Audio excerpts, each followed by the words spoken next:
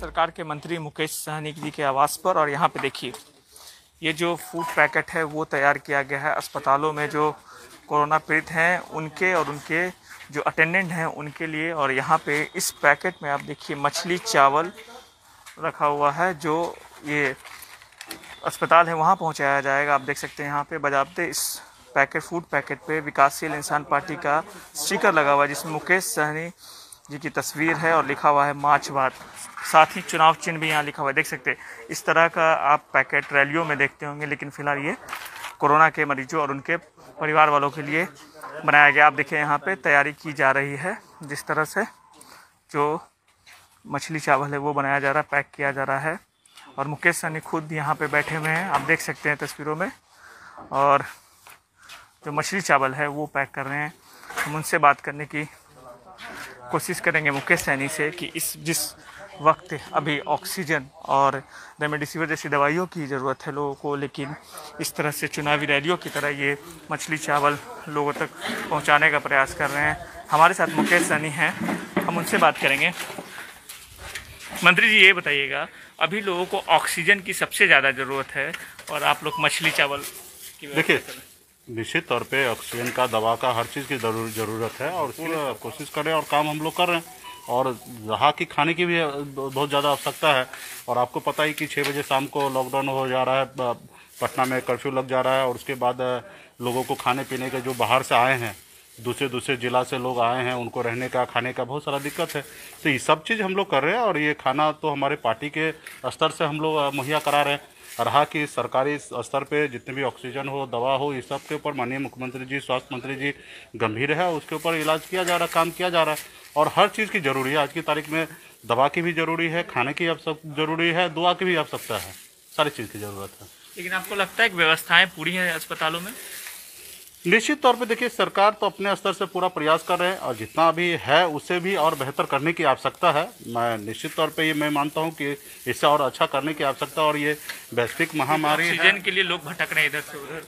सिर्फ ये बिहार में ही नहीं है, पूरे देश में इस तरीके का हालत पैदा हो गया। ये वैश्विक महामारी है, ये अचानक इस तरीके से हुआ है और दूसरा वेव आया है और जिसका अंदाज़ा देश में सब, और देश ही क्या हमारे दूसरे देश को भी इस तरीके का अंदाज़ा नहीं था। और भारत में भी इस पे निश्चित तौर पे गंभीरता लेना चाहिए। पिछली बार भी आया था, लेकिन सरकार को तैयारी कर लेनी चाहिए थी पहले से। पिछली बार भी हुआ था, तो सरकार जिस तरीके से पिछली बार स्टार्टिंग में ही जिस अच्छी तरीके से कंट्रोल किया गया था, और इस बार कुछ वेव जो है दूसरे वेरिएंट आया है और इस बार ऑक्सीजन का इस तरीके से किल्लत हुआ जिस तरीके से पहली बार भी नहीं हो पाया। तो निश्चित तौर पे जो कोरोना वायरस है, जो अपना वेरिएंट बदला है और इसको अंदाज़ा नहीं लग पाया।